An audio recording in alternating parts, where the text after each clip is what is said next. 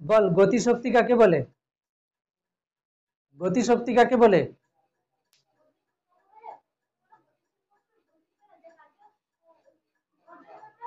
হ্যাঁ, কোনো গতিশীল বস্তুর গতিবেগের জন্য বস্তুটি কার্য করার যে সামর্থ্য লাভ করে তাকে গতিশক্তি বলে। গতিশক্তি আমি বলেছিলাম যে এম ভরের বস্তু যদি ভি বেগ নিয়ে যায় তাহলে তার গতিশক্তি কি হয়? তার গতিশক্তি কি হয়? এম ভরের বস্তু যদি ভি গতিবেগ নিয়ে যায় তার গতিশক্তি কি হয়? Half m v square. এইটাকে আমরা হচ্ছে ফর্মুলা বলে দিয়েছিলাম যে হাফ এম ভি স্কোয়ার হয়। এবার এইটাকে প্রমাণ করব কিভাবে, ঠিক আছে? প্রমাণ করব কিভাবে? প্রমাণ করার জন্য কি করা হচ্ছে দেখ, বললাম যে একটা বস্তু হচ্ছে কি ইউ বেগ নিয়ে এসেছিল বা ভি বেগ নিয়ে এসেছিল বলতে পারিস। একটা বস্তু, এটা ধর হচ্ছে কত ভি বেগ নিয়ে এসেছিল, ঠিক আছে? ইউ ধরে নিচ্ছি, ইউ বেগ নিয়ে এসেছিল, তার ভর কত হচ্ছে এম, ঠিক আছে? এম ভর নিয়ে, এম ভরের বস্তু ইউ বেগ নিয়ে এসেছিল, তো সেটা কি হয়েছে, এর তো বেগ এই দিকে, এর উপরে এই দিকে একটা বল প্রয়োগ করা হলো, তাহলে কি হবে? এই বলটা কি হয়ে গেল, বাধা বল হয়ে গেল না? ধরো কোনো বস্তু এদিকে আসছিল, আমি উল্টো দিকে বল দিচ্ছি, তাহলে কি বাধা বল হয়ে যাবে? বাধা বল হয়ে গেলে কি হবে, এটার হচ্ছে কি বেগ আস্তে আস্তে কমতে থাকবে, মন্দন হচ্ছে। তো এটা বেগ কমতে কমতে গিয়ে কি হলো, এইখানে গিয়ে স্থির হয়ে গেল। কতটা দূরত্ব না, এস দূরত্ব গিয়ে স্থির হয়ে গেল। তাহলে আমি যদি বলি এর উপরে প্রযুক্ত বল কত, এফ, কত সরণ হয়েছে, এস, প্রযুক্ত বল কত, এফ, সরণ হয়েছে কত, এস। তাহলে এর কার্য কত হচ্ছে, কৃতকার্য, কৃতকার্য কত হচ্ছে, কৃতকার্য হচ্ছে এফ এস। এই যে যে কৃতকার্যটা, এটা কিসের জন্য করতে পারলো এই বস্তুটা, না এর আগে থেকে বেগ ছিল, তো এই বস্তুটার গতিবেগ ছিল বলে এর মধ্যে কি ছিল, গতিশক্তি ছিল, যার ফলে বস্তুটা কি হচ্ছে, এফ বলের বিরুদ্ধে এস দূরত্ব গিয়ে স্থির হয়েছে। মানে বস্তুটার মধ্যে কিন্তু এটাই ছিল গতিশক্তি হিসাবে সঞ্চিত, তাই না? এটাই হচ্ছে ওর মধ্যে গতিশক্তি হিসাবে সঞ্চিত ছিল, যার জন্য বস্তুটা এই কার্য করার সামর্থ্য করেছে। তাহলে গতিশক্তিটা হচ্ছে কত, এফ এসই হচ্ছে। এবার আমরা এফ এসটাকে কিভাবে লিখবো, যে যে বস্তুটার ওপরে এফ বল প্রযুক্ত হয়েছে তার জন্য এর মন্দন হয়েছে, আমি কি লিখতে পারি, এফ সমান এম এ লিখতে পারি, ভর ইন্টু মন্দন বলবো, যেহেতু এটা বাধা বল। আর যদি বলের অভিমুখে বস্তুটার গতি হয় তাহলে কি হবে, তখন ত্বরণ হয়। আর যেদিকে হচ্ছে বস্তুটা গতি হচ্ছে তার যদি উল্টো দিকে বল হয় তাহলে কি হবে, বস্তুর মন্দন হয়ে যাবে। তো এখানে কিন্তু এফ ইন্টু এম এ হচ্ছে, তো আমি এখানে কি লিখে দেবো, এম এ লিখে দিচ্ছি। আর এস, এসটা কি করে আসবে, দেখ আমরা একটা সূত্র পড়েছিলাম না, যে v square equals to u square plus two s. এখানে কি হচ্ছে, না একটা বস্তুর প্রাথমিক বেগ তো ইউ আছে, ইউ ঠিক আছে, বস্তুটার মন্দন, মন্দন কত না, মন্দন হচ্ছে এখানে, এখানে কি বস্তুটা এদিকে যেতে চাইছিল, আর উল্টো দিকে বল প্রয়োগ করেছি মানে মন্দন হচ্ছে। মন্দন হলে আমরা এখানে কি লিখি, মাইনাস লিখি। আর বস্তুটা এখানে গিয়ে কি হয়ে যাবে, স্থির হয়ে যাবে, মানে ভি এর মান কত, শূন্য। এখান থেকে আমরা কি পেয়ে যাচ্ছি না, এখান থেকে আমরা পেয়ে যাচ্ছি যে u square minus two s equals to zero. Two a এসটা এইদিকে নিয়ে চলে এলাম, হবে কত, ইউ স্কোয়ার। তো এখান থেকে আমরা কি করব না, এস, এস বার করে নেব, এস মানে কত হচ্ছে, ইউ স্কোয়ার বাই টু এ, এইখানটায় বসিয়ে দেবো এস এর মান কত, ইউ স্কোয়ার বাই টু এ। এই যে এ আর এ কেটে গেল, তাহলে এটা কত হচ্ছে, m u square by two, এটাকেই আমরা কি লিখি, half m u square. U square মানে কি, বেগের স্কোয়ার, এটাকে আমরা ভিও লিখি, ঠিক আছে? তার মানে হচ্ছে কি, বস্তুটার গতিশক্তি কত হচ্ছে হাফ এম ইউ স্কোয়ার বা হাফ এম ভি স্কোয়ার, ঠিক আছে? এইটা আগের দিন প্রমাণ করেছিলাম, এটা বইতে আছে, একবার দেখে নে যারা আসিসনি। কোথায় আছে, কত নম্বর পেজে আছে বলে দিচ্ছি, পেজ নাম্বার হচ্ছে 136, না 136 কোথায়, পেজ নাম্বার, হ্যাঁ পেজ নাম্বার হচ্ছে 134, লেখা আছে দেখ একদম লাস্টের দিকে, গতিশক্তির পরিমাপ, ঠিক আছে? এটা খাতাতে লিখে নিতে হবে বুঝে। খাতাতে এটা কি করতে হবে, লিখে নিতে হবে, যা লেখা আছে বইতে ওটাই করে নিতে হবে বাড়িতে। জাস্ট একবার বুঝে নিয়েছিস, একবার দেখে নে পুরোটা কি বলতে চাইছে। একটা কোশ্চেন যেটা আমি আগের দিন হোমওয়ার্ক দিয়েছিলাম, ঠিক আছে, কোশ্চেনটা কি, যেটা হচ্ছে পেজ নাম্বার 137-এ আছে, 137-এ আছে পেজ নাম্বার 137-এ, যেটা গণিতের মতো, ঠিক আছে, যে প্রমাণ করো যে রৈখিক ভরবেগ p সমান 2e/v। মানে বলছে কি প্রমাণ করো যে রৈখিক ভরবেগ p সমান কত, p সমান 2e/v। এটা প্রমাণ করতে হবে। কি করে করব, এখানে জাস্ট এখানে না একটু মেলাতে হবে, দেখে যে কিভাবে মেলানো যেতে পারে। মেলাতে হবে বলতে কি কি কি জানি সেটা আগে দেখে নিতে হবে, ঠিক আছে। কি জানি না, আমরা জানি কি p সমান কি হয়, mv, মানে ভরবেগ হচ্ছে কি ভর ইনটু বেগ, p সমান কত হচ্ছে mv। আর কি জানি, e সমান কত জানি, half m v square, half m v square. এইবার এইখান থেকে একটা কাজ করা যেতে পারে কি না, এখান থেকে একটা কাজ করা যেতে পারে, কি কি রাখতে বলেছে, পিও আছে, ইও আছে, ভিও আছে, তাই তো। একটা কাজ করি যে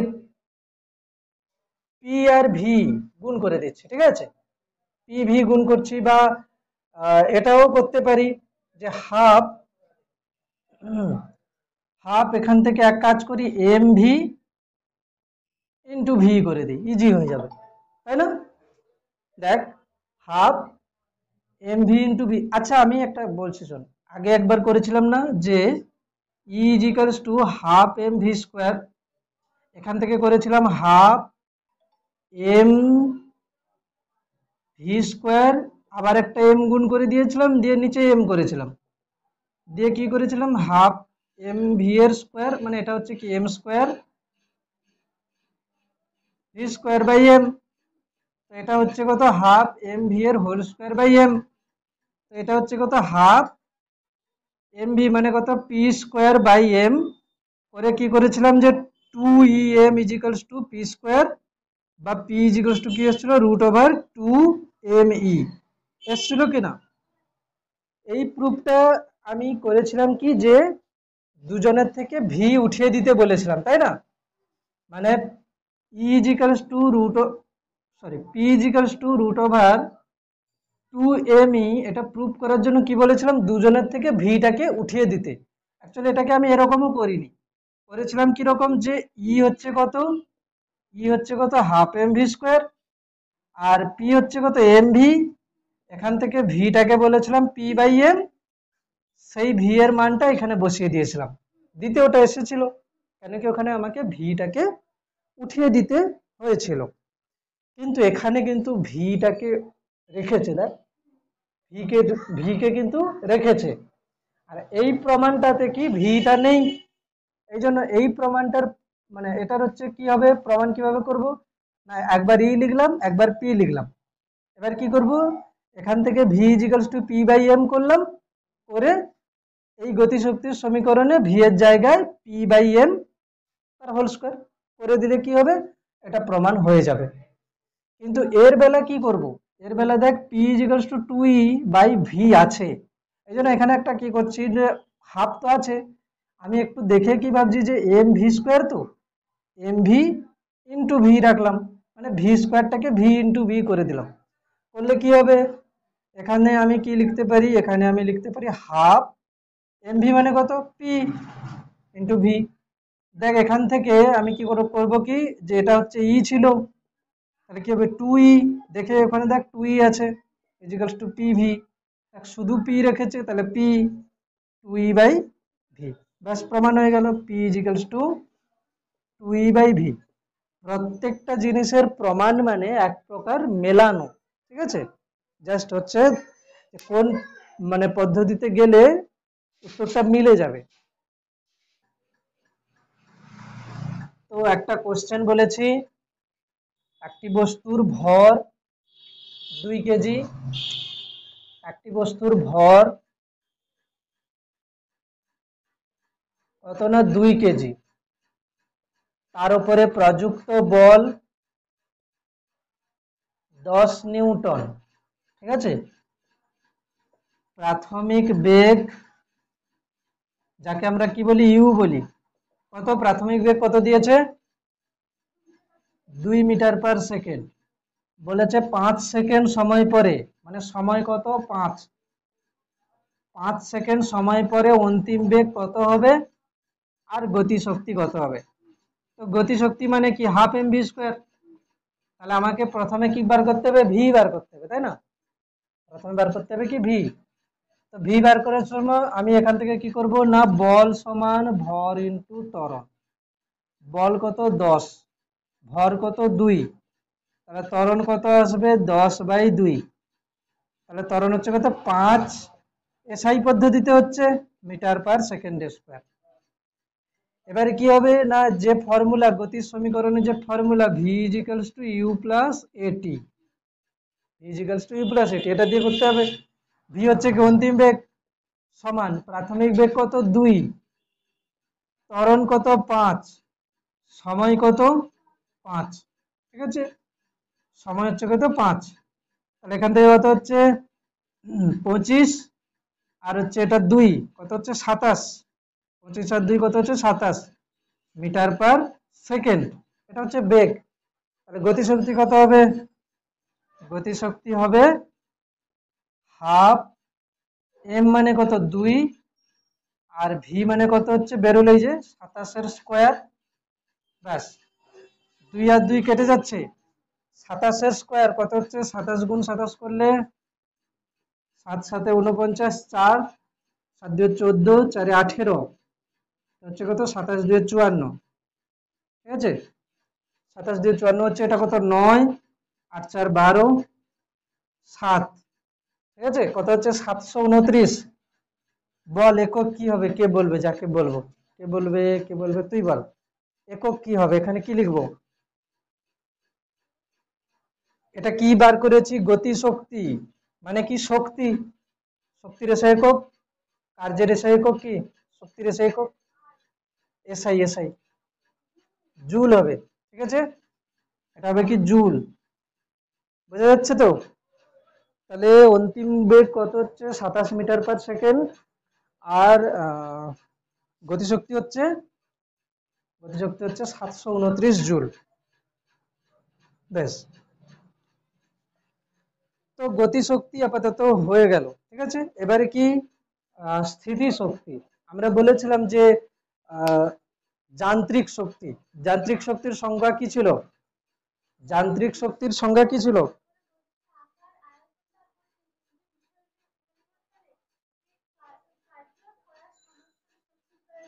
হ্যাঁ, তো কি হচ্ছে না একটি বস্তুর আকার, আকৃতি বা অবস্থান এবং গতিবেগের জন্য কার্য করার যে সামর্থ্য লাভ করে তাকে বলে যান্ত্রিক শক্তি। এবারে আমরা গতিশক্তিতে কি বলেছি, একটি বস্তুর গতিবেগের জন্য কার্য করার যে সামর্থ্য লাভ করে সেটা হচ্ছে কি গতিশক্তি। তাহলে স্থিতিশক্তি কি আসবে, আর যে দুটো বাদ বাকি আছে সেটা কি কি না বস্তুর আকার আকৃতি বা অবস্থানের জন্য কার্য করার যে সামর্থ্য লাভ করে তাকে বলে কি স্থিতিশক্তি। এবারে স্থিতিশক্তি অনেক রকমের হয়, তার মধ্যে একটা হচ্ছে কি না, তাহলে লেখ প্রথমে স্থিতিশক্তি। স্থিতিশক্তির সংজ্ঞা, স্থিতিশক্তির সংজ্ঞা হচ্ছে কি যে কোনো বস্তুর কোনো বস্তুর কোনো বস্তুর আচ্ছা স্থিতিশক্তির সংজ্ঞা না লিখে স্থিতিস্থাপক স্থিতিশক্তি। ঠিক আছে, স্থিতিস্থাপক স্থিতিশক্তি এবং অভিকর্ষীয় স্থিতিশক্তি। ঠিক আছে, হয়ে গেছিল। স্থিতিস্থাপক স্থিতিশক্তি কি দেখ বলছি, তাহলে স্থিতিশক্তিতে আমি কি কি পার্ট বললাম, একটা হচ্ছে কি আকার বা আকৃতি, আকার পরিবর্তনের জন্য হতে পারে, আর হচ্ছে কি অবস্থান পরিবর্তনের জন্য, তাই না? অবস্থান। তো আকার পরিবর্তন হলে কি রকম হচ্ছে, ধর আমি একটা কি করলাম একটা স্প্রিং নিয়েছি, এই স্প্রিংটা নিয়েছি, এই স্প্রিংটা এমনি সাধারণ দৈর্ঘ্যের মতো আছে, স্প্রিংটা হচ্ছে কি কোনো আমি সংকোচন বা প্রসারণ করিনি। এবার কি করলাম আমি স্প্রিংটাকে দু হাত দিয়ে কি করলাম দুদিকে টানলাম, দুদিকে বল দিয়ে আমি কি করলাম টেনেছি, তাহলে কি হবে এর এর হচ্ছে কি হবে আকারের পরিবর্তন হবে। আকারের পরিবর্তন হলে কি হলো, এই যে যে আমি এই যে টানলাম আকারের পরিবর্তন করলাম, এখানে আমি একটা কাজ করেছি, তো আমার একটা শক্তি খরচ হয়েছে। তো এই যে যে কাজটা আমি করেছি, এই এই যে যে আমার দ্বারা কৃত কার্যটা এর মধ্যে কি হবে, সঞ্চিত হয়ে থেকে যাবে স্থিতি শক্তি হিসাবে। এবারে কথা হচ্ছে যে এটার আমি আকার পরিবর্তন করতে গিয়ে এটা হয়েছে, এই জন্য এই স্থিতিশক্তিটাকে কি বলবো, স্থিতিস্থাপক স্থিতিশক্তি। আমরা স্থিতিস্থাপকতা পড়েছিলাম না, স্থিতিস্থাপক স্থিতিশক্তি। যেমন ধরো কোনো একটা রডকে আমি নিলাম, নিয়ে কি করলাম, তাকে আমি কি করলাম, দু হাত দিয়ে কি করলাম, বাঁকিয়ে দিলাম, তাহলে এটাও কি হচ্ছে, আকার পরিবর্তন করতে চাইছি আমি, তার মানে কি এটাতে হচ্ছে কি হবে, স্থিতিশক্তি হিসাবে সঞ্চিত থাকবে। ঠিক। এবারে যখন আমি এই স্প্রিংটাকে ধরো আমি টেনেছি, এবার কি করবো, ছেড়ে দিলাম, ছেড়ে দিলে কি হবে, ছেড়ে দিলে কি হবে বল, স্প্রিংটা কিন্তু নিজের আকারে ফিরে আসবে। এটাকে আমি বাঁকিয়েছিলাম এত সময়, ছেড়ে দিলে কি হবে, আবার আগের অবস্থানে ফিরে আসবে। তো এই যে যে আকার পরিবর্তন করার পরে এর মধ্যে একটা শক্তি সঞ্চয় হয়েছে, যার জন্য কিন্তু এ কার্য করার সামর্থ্য লাভ করেছে, ওই জন্য এই শক্তিটাকে কি বলবো, স্থিতিস্থাপক স্থিতিশক্তি। তো স্থিতিস্থাপক স্থিতিশক্তির সংজ্ঞা বইতে লেখা আছে, আমি আর লিখছি না, সেটা হচ্ছে কি 136 পৃষ্ঠাতে। ঠিক আছে, কোনো বস্তু তার আকৃতি পরিবর্তনের জন্য কার্য করার যে সামর্থ্য অর্জন করে তাকে স্থিতিস্থাপক স্থিতিশক্তি বলে।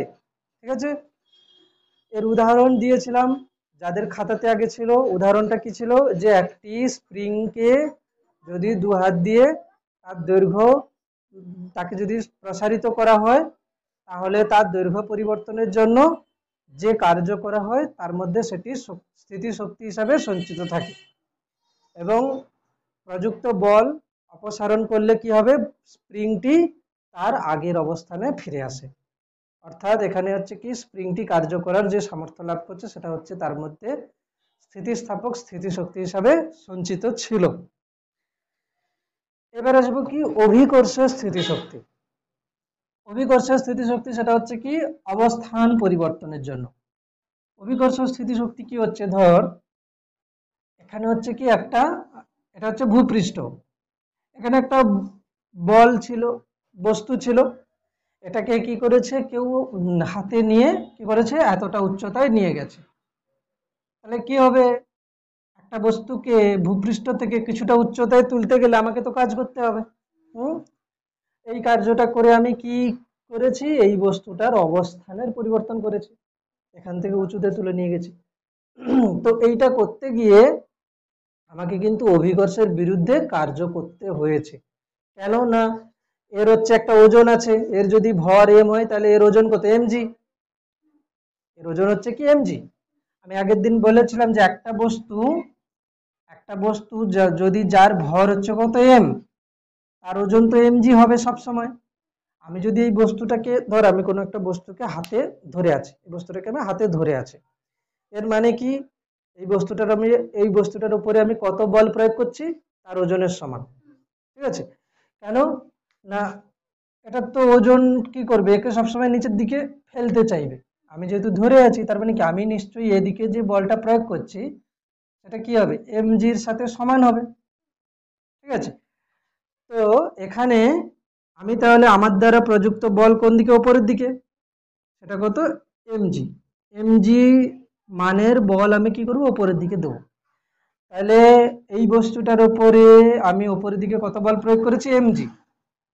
বস্তুটার কতটা নিয়ে গেছি, এইচ, মানে এখানে সরণ কত হচ্ছে, এইচ। তাহলে প্রযুক্ত বল কত, এমজি, আর সরণ কত, এইচ। তাহলে এটাই হচ্ছে কি কৃতকার্য। তাহলে আমি কত কৃতকার্য করেছি, এমজিএইচ। এই যে যে এমজিএইচ কৃতকার্যটা করে এখানে আমি নিয়ে গেলাম, আমার দ্বারা কৃতকার্যটা কি হবে, এর মধ্যে স্থিতিশক্তি হিসাবে সঞ্চিত হয়ে যাবে। বোঝা যাচ্ছে, তার মানে এখানে যে বস্তুটা আছে তার স্থিতিশক্তি কত হবে, স্থিতিশক্তি হবে কত, এমজিএইচ। তো সোজা সোজা বলতে গেলে তাহলে এত সময় কি হলো, গতিশক্তিতে পড়েছিলাম মেন ফর্মুলা কি, একটা বস্তুর ভর এম, তার বেগ যদি ভি হয়, তাহলে গতিশক্তি হয় কত, গতিশক্তি হয় হাফ এম ভি স্কোয়ার। আর এখানে কি করলাম, একটি এম ভরের বস্তুকে যদি এইচ উচ্চতায় তুলি তাহলে তার স্থিতিশক্তি কত হবে, mgh। ঠিক, এটা কোথায় করা আছে, অভিকর্ষীয় স্থিতিশক্তির পরিমাপ, 136 পেজ। ঠিক আছে, বই দেখ, অভিকর্ষীয় স্থিতিশক্তির পরিমাপ, বইটা দেখ, অভিকর্ষীয় স্থিতিশক্তি দেখ। এখানে একটা জিনিস লেখা আছে ব্র্যাকেটের মধ্যে, যে কি বলে, ধরি এম ভরের কোনো বস্তুকে অভিকর্ষের বিরুদ্ধে এইচ উচ্চতায় তোলা হলো, ব্র্যাকেটের মধ্যে লেখা আছে দেখ এইচ, এইচ এরকম লেখা আছে দেখ, h, h very very less than r, r মানে হচ্ছে কি পৃথিবীর ব্যাসার্ধ, এইচ হচ্ছে কি কতটা উচ্চতায় তুলেছি। তো পৃথিবীর যে ব্যাসার্ধ 6400 কিলোমিটারের মতো, তো সেই পৃথিবীর ব্যাসার্ধ থেকে আমি যে এত, এইটুকু ধর 10 মিটার উচ্চতায় তুলেছি, তো 10 মিটার উচ্চতাটা কি হবে, পৃথিবীর ব্যাসার্ধ থেকে অনেক কম, অনেক কম। তার জন্য কি হবে না, অভিকর্ষজ ত্বরণ যেটা আমরা জি ধরছি না, ওটার কোনো পরিবর্তন হবে না। মানে বলা হয় কি, যত ওপরের দিকে উঠবে অভিকর্ষজ ত্বরণের মান কি হয়, কমতে থাকে। যত উপরের দিকে উঠে অভিকর্ষজ ত্বরণের মান কমতে, বা যত গভীরতায় যাবে তখনও অভিকর্ষজ ত্বরণের মান কমতে থাকে। কিন্তু এখানে আমি যে উচ্চতা উঠেছি সেটা পৃথিবীর ব্যাসার্ধের তুলনায় অনেক নগণ্য, এই জন্য জি এর মানের কোনো পরিবর্তন হবে না, mg থাকবে। তাহলে স্থিতিশক্তি কত হচ্ছে, mgh, ব্যাস, mgh। তাহলে উদাহরণটা দেখ, উদাহরণটা করে ফেল সবাই। ভূপৃষ্ঠ থেকে 5 মিটার উচ্চতায় 4 কেজি ভরের বস্তুকে রাখা হলে বস্তুর স্থিতিশক্তি নির্ণয় করো, করে ফেল, না দেখে করবি সবাই, উত্তর দেখবি না, কি দেওয়া আছে সবকিছু, মানে হচ্ছে মান দেওয়া আছে, সূত্রে বসালেই হয়ে যাবে, শুধু একক ঠিক রাখতে হবে। 5 মিটার, ভূপৃষ্ঠ থেকে 5 মিটার উচ্চতায়, ভূপৃষ্ঠ থেকে 5 মিটার উচ্চতায় 4 কেজি ভরের বস্তুকে রাখা হয়েছে, তাহলে এখানে ভর হচ্ছে কত, 4 কেজি, এম হচ্ছে 4 কেজি, এইচ হচ্ছে 5 মিটার, জি এর মানটা তোরা 9.8 ধরবি, কেন কি জি কোনো 10 বলা নেই। ঠিক আছে, দিয়ে করে বল কত আসছে উত্তর, বই দেখে উত্তর মেলাবি না। হ্যাঁ দেখছি, দেখ এখানে কোশ্চেনটা কি বলেছিল, যে 4 কেজি ভরের 4 কেজি তো, হ্যাঁ কোথায় গেল যেন,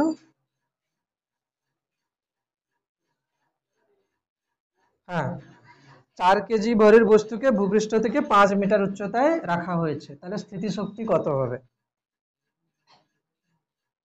উদাহরণ ছিল এটা, স্থিতিশক্তির ফর্মুলা কত, mgh, এটা হচ্ছে কি স্থিতিশক্তি, স্থিতিশক্তি। তো এম কত, ভর কত বলে দিয়েছে, 4 কেজি, এইচ কত, 5 মিটার উচ্চতায় রাখা হয়েছে, জি আমরা কত লিখবো এখানে, 9.8 মিটার পার সেকেন্ড স্কোয়ার।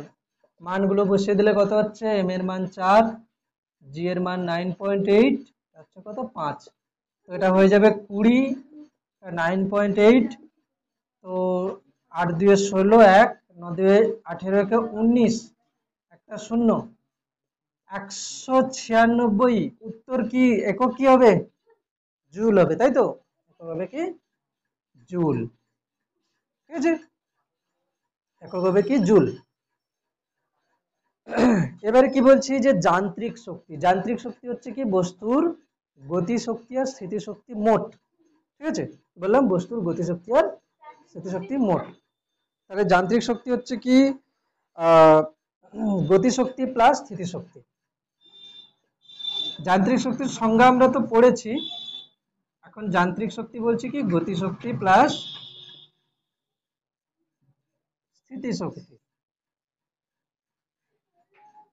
আচ্ছা আমাকে বল, যে এটা হচ্ছে কি ভূপৃষ্ঠ, কথা বলবি না, ভূপৃষ্ঠ, বল যখন এইখানে বস্তুটা, এইখানে একটা বস্তু আছে ধর, এইখানে এই উচ্চতায়, এর তাহলে স্থিতিশক্তি কত হবে, স্থিতিশক্তি হবে কত, mgh, mgh। ঠিক আছে, এখন স্থিতিশক্তি এক্ষুনি করলাম তো mgh।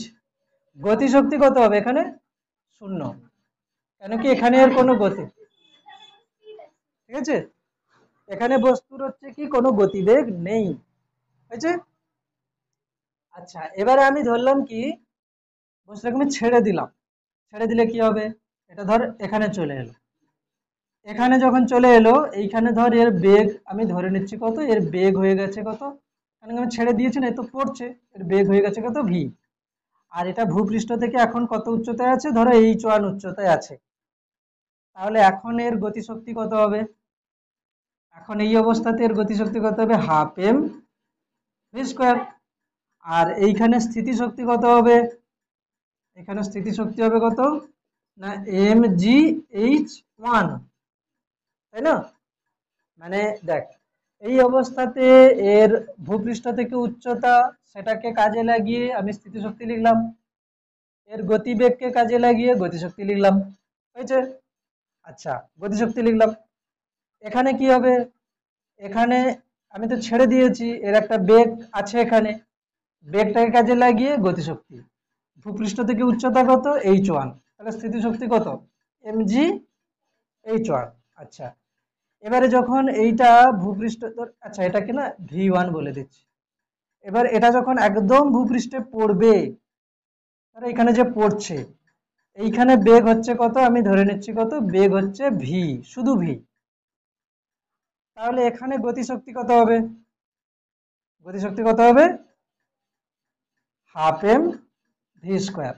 এইখানে বল স্থিতিশক্তি কত হবে, এখানে কিন্তু স্থিতিশক্তি শূন্য হবে, কি হবে শূন্য, কেন, একদম ভূপৃষ্ঠে আছে না, ভূপৃষ্ঠ থেকে উচ্চতা কত শূন্য, mgh, হাসছিস কেন, mgh, ভূপৃষ্ঠ হচ্ছে কত, এখান থেকে ভূপৃষ্ঠ থেকে কত উচ্চতায় আছে শূন্য, কোন ভূপৃষ্ঠেই পড়ে আছে মানে কত, h কত শূন্য, তার মানে কি হবে স্থিতিশক্তি শূন্য হচ্ছে। তো এখানে কথা হচ্ছে যে এই যে একটা বস্তু যখন পড়ছে বা এর যে কোনো অবস্থানে এই গতিশক্তি প্লাস স্থিতিশক্তি মিলিয়ে যা হবে, এই অবস্থানে গতিশক্তি প্লাস স্থিতিশক্তি মিলে তাই হবে, এখানেও গতিশক্তি আর স্থিতিশক্তি যোগ করলে তাই হবে। তার মানে কি, যেই অবস্থান হোক না কেন, যেই অবস্থান হোক না কেন, গতিশক্তি আর স্থিতিশক্তির যোগফল কি হবে, যোগফল ঠিক থাকবে। যদি আমি দেখি যে কারোর গতিশক্তি বেড়ে যাচ্ছে, তাহলে কি হবে, স্থিতিশক্তি কমে যাবে। আমি যদি বলি যে গতিশক্তি আর স্থিতিশক্তি মিলে কত হচ্ছে 20 জুল, যদি আমি বলি যে প্রথমে গতিশক্তি ছিল কত 15, স্থিতিশক্তি 5, এখন আমি যদি বলি গতিশক্তি 12, তাহলে কি হচ্ছে, গতিশক্তি কমে গেছে, তাহলে স্থিতিশক্তি কত হওয়া উচিত 8। যদি বলি যে গতিশক্তি হচ্ছে কত 17, তাহলে স্থিতিশক্তি কত হচ্ছে 3। তার মানে কি, যদি একটা বেড়ে যায় একটা কমে যাবে, যদি একটা কমে যায় তো আরেকটা বেড়ে যাবে, এরকম হচ্ছে। তো যান্ত্রিক শক্তি হচ্ছে কি গতিশক্তি প্লাস স্থিতিশক্তি। তো একটা জিনিস কি বলা যায় যে গতিশক্তির হ্রাস, তাহলে মেন ফর্মুলা হচ্ছে কি যে যান্ত্রিক শক্তি সমান গতিশক্তি প্লাস স্থিতিশক্তি, এটা বইতে আছে। আর একটা দেখ মোটা কালারে লেখা আছে যে কি না, শক্তি ক্ষয়কারী বা অপচয়ী বল উপস্থিত না থাকলে কোনো বস্তু বা বস্তু সংস্থার মোট যান্ত্রিক শক্তি সর্বদা অপরিবর্তিত থাকবে। মানে কি, মানে কি না, এই যে এইদিকে তাকা, এই যে বলটা পড়ছে না, এখানে ধর কোনো বায়ু বা জলের কণা এইসব কোনো কিছু যদি না থাকে, মানে একে কেউ বাধা যদি না দেয়, তাহলে কোনো শক্তি ক্ষয় হবে না এখানে, তাহলে কি হবে, যান্ত্রিক শক্তি অপরিবর্তিত থাকবে। আর যদি কোনো শক্তি ক্ষয়কারী বাধা বল থাকে, তাহলে এটা কিন্তু হবে না, তখন কি হচ্ছে, কিছুটা শক্তি তো নষ্ট হয়ে যাচ্ছে না, ওই বায়ুর বাধাটাকে বা জলে কণা যদি থাকে তার বাধাকে অতিক্রম করতে গিয়ে কিছুটা শক্তি ক্ষয় হয়ে যাচ্ছে, তখন কিন্তু মোট শক্তি কিন্তু অপরিবর্তিত থাকবে না। তাহলে এখানে কি বলবো যে গতিশক্তির হ্রাস সমান স্থিতিশক্তির কি হবে, বল, গতিশক্তির হ্রাস সমান স্থিতিশক্তির বৃদ্ধি, যতটা হ্রাস হবে সেটা হবে বৃদ্ধি, আর গতিশক্তির বৃদ্ধি সমান স্থিতিশক্তির হ্রাস। এটা বইতে লেখা আছে, দেখে নিতে পারিস। হয়েছে, ঠিক আছে, হ্রাস। এবারে দেখ, একটা কোশ্চেন বলা হচ্ছে কি, যে একটা বস্তুকে এইচ উচ্চতা, এম ভরের বস্তুকে এইচ উচ্চতা থেকে ফেলে দিলে সেটা যখন মাটিতে পড়বে তার বেগ কত হবে? কোশ্চেন, হ্যাঁ কোশ্চেনটা লেখ। এম ভরের বস্তুকে এইচ উচ্চতা থেকে ফেলে দিলে, এম ভরের বস্তুকে এইচ উচ্চতা থেকে ফেলে দিলে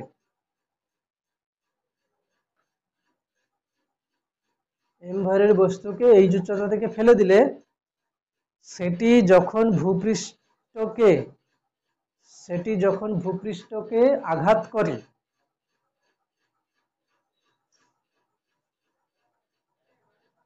তখন তার বেগ কত? ঠিক না? দেখ, প্রথমে এখান থেকে ছেড়ে দিয়েছি, তার মানে কি প্রথমে বেগ কত ছিল? 0। ছেড়ে দিলে কি হবে? এ বেগ নিয়ে পড়বে, আস্তে আস্তে বেগ বাড়তে বাড়তে যখন মাটিতে আঘাত করবে তখন বেগটা কত হবে? এটাকে দুটো পদ্ধতিতে করা যাবে। আমি আগে, তোরা চেষ্টা কর, কি দিয়ে করবি আগে কর নিজেরা, তারপর বলছি। দেখ, এটাকে দুটো পদ্ধতিতে করা যায়। প্রথম যেটা এক্ষুনি পড়লাম, যে মানে ধারণা দিয়ে কিরকম করা যেতে পারে। দেখ, যখন বস্তুটা এখানে আছে, এখানে এর হচ্ছে যান্ত্রিক শক্তি কত বল? যান্ত্রিক শক্তি মানে গতিশক্তি প্লাস স্থিতিশক্তি। এখানে যান্ত্রিক শক্তি, গতিশক্তি কত হবে? এখানে 0। গতিশক্তি কি হবে? 0, কেন কি এখানে তো স্থির আছে। স্থিতিশক্তি কত? mgh, মানে শুধু mgh। কার অসুবিধা এটা নিয়ে? কারোর অসুবিধা আছে? বল, কারোর কোনো অসুবিধা আছে এটা নিয়ে? এবারে যখন এটা পড়ছে, এখানে যখন পড়ছে, যখন পড়ে গেল এখানে, যান্ত্রিক শক্তি কত হবে? এখানে যান্ত্রিক শক্তি কত হবে বল? বল, গতি শক্তি কত হবে? হাফ এম ভি স্কোয়ার, কেন কি তখন একটা বেগ হয়ে গেছে। স্থিতি শক্তি কত হবে? 0, তার মানে কত হলো? Half m v square. এবারে কি বলেছি, একটা বস্তু যখন কোনো হচ্ছে কি বাধা বল না থাকে বা শক্তি অপচয়কারী বল না থাকে, তখন তার যান্ত্রিক শক্তি কি থাকে? অপরিবর্তিত। মানে কি এখানে যেটা যান্ত্রিক শক্তি হয়েছে এখানেও সেই যান্ত্রিক শক্তি হবে। মানে এই যে যে যান্ত্রিক শক্তিটা বেরিয়েছে আর এটা যে বেরিয়েছে, দুজন কি হবে? সমান হবে। দুজন সমান হলে কি হবে? দুজন সমান হলে এটাকে আমরা কি লিখবো, যে mgh সমান হাফ এম ভি স্কোয়ার। কি বার করতে বলেছে? ভি বার করতে বলেছে। তাহলে আমি কি করব না, ভিটাকে রাখলাম এই সাইডে, ওই সাইডে নিয়ে গেলাম 2, mgh আগে থেকে ছিল, আর এমটা কি হবে? নিচে চলে যাবে, এম আর এম কেটে গেল। এম আর এম কেটে গেলে কি হচ্ছে? V square is equals two 2gh হয়েছে। 2gh, আমি এটাকে এখানে লিখে দিচ্ছি। হ্যাঁ, ভি ইজ ইকুয়ালস টু কত হবে? √2gh। তাহলে বস্তুটা কত বেগ নিয়ে পড়বে? √2gh হয়েছে, √2gh।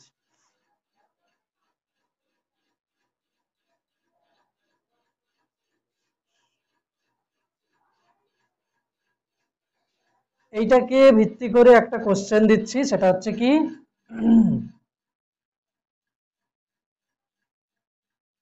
তাহলে দেখ, এখানে ভরের কোনো ব্যাপার আছে? নেই। মানে একটা জিনিস বোঝা যাচ্ছে কি, যদি আমি এখানে 5 কেজি ভরের বস্তু ফেলি, কি 10 কেজি ভরের বস্তু ফেলি, কি 100 কেজি ভরের বস্তুও ফেলি, যদি 10 মিটার উচ্চতা থেকে ফেলি তাহলে তার বেগ সবার ক্ষেত্রে সমান হবে। বোঝা গেল না? অনেকের ধারণা যে 5 কেজি ভরের বস্তুকে যদি ফেলি আর যদি 100 কেজি ভরের বস্তুকে ফেলি, 100 কেজি ভরের বস্তুটা বোধহয় খুব বেশি বেগে এসে আঘাত করবে না, দুজনেই সমান বেগে আঘাত করবে, দুজনেই কিন্তু সমান বেগ পাচ্ছে। দেখ, বেগের মানটা দেখ, V is equal to √2gh, জি এর মান 9.8 কি 10 বসাবো, জি এইচ এর মান কত, যত উচ্চতা থেকে 10 বসাবো, তো বেগ কত আসবে, √2gh। ঠিক 2gh আসবে তো। তার মানে এখানে কিন্তু বেগের মানটা এরকম ভরের উপর নির্ভর করছে না। এবার কোশ্চেন দিচ্ছি দেখ, একটি একটি 5 কেজি ভরের বস্তুকে, তাহলে এই যে যে মানটা দেওয়া আছে এটা হচ্ছে কি বোকা বানানোর জন্য, কোনো কাজের নয়, তাই না? 5 কেজি ভরের বস্তুকে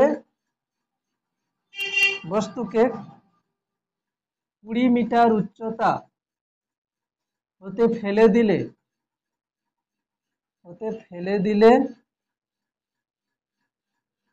সেটি যখন ভূপৃষ্ঠকে আঘাত করে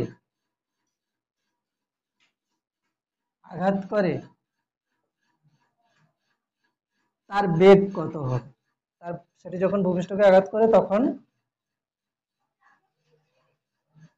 তার বেগ কত। ঠিক আছে, জি সমান কত, 10 মিটার/সেকেন্ড স্কয়ার এখানে বলা আছে।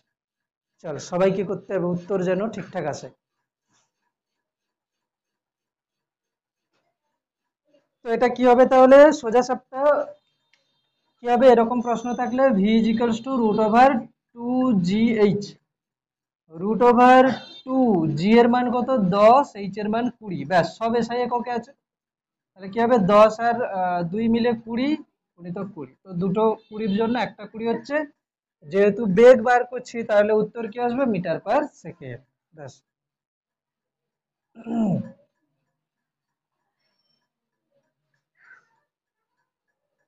এবার অঙ্ক করছে, উদাহরণ 2 বইতে, পেজ নাম্বার 138,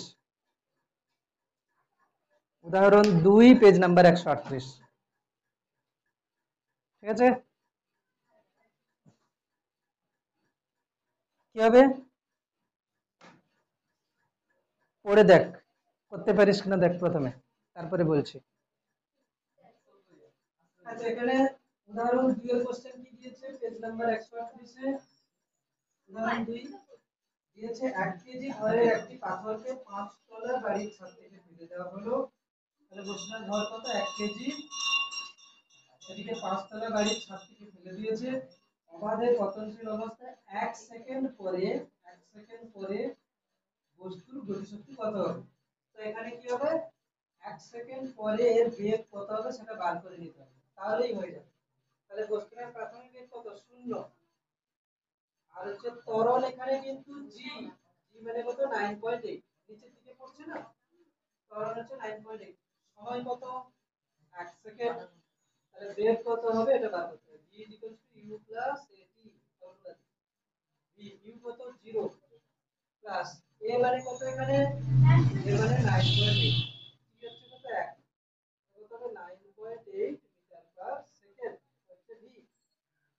এবারে কথা হচ্ছে কি এর গতিশক্তি কত হবে, তাহলে গতিশক্তির ফর্মুলা কি জানি আমরা, গতিশক্তি সমান হাফ m, হাফ m এর মান কত, 1 কেজি, ঠিক আছে, কেজি থেকে 1, জি এর মান কত 9.8 এর স্কয়ার করলে এটা কত হবে, এটা 9.8 এর স্কয়ার ইনটু 9.1 কাজ করছি আমি, হ্যাঁ এই ক্যালকুলেশন করছি এরকম করে, 9.8 ইনটু 9.8 বাই 2, এখানে করলে কত হচ্ছে, এটা করলে 2 4 8 9, 2 9 18, দশমিক একটা থাকবে মাঝে, ঠিক তো।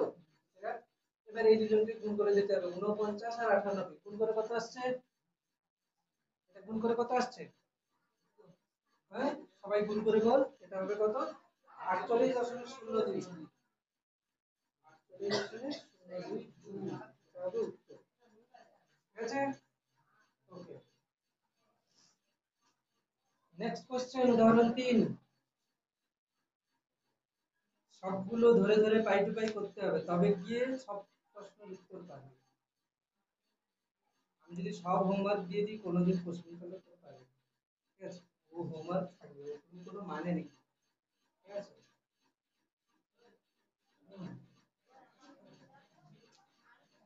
দাঁড়া, তো একটা কথা বলছি কি, উদাহরণের অঙ্কগুলো, ঠিক আছে, উদাহরণের অঙ্কগুলো তোরা সবাই দেখবি, যেটা বুঝতে পারবি না যে পরের দিন বলবি যে এই এই অঙ্কটা বুঝতে পারছি না।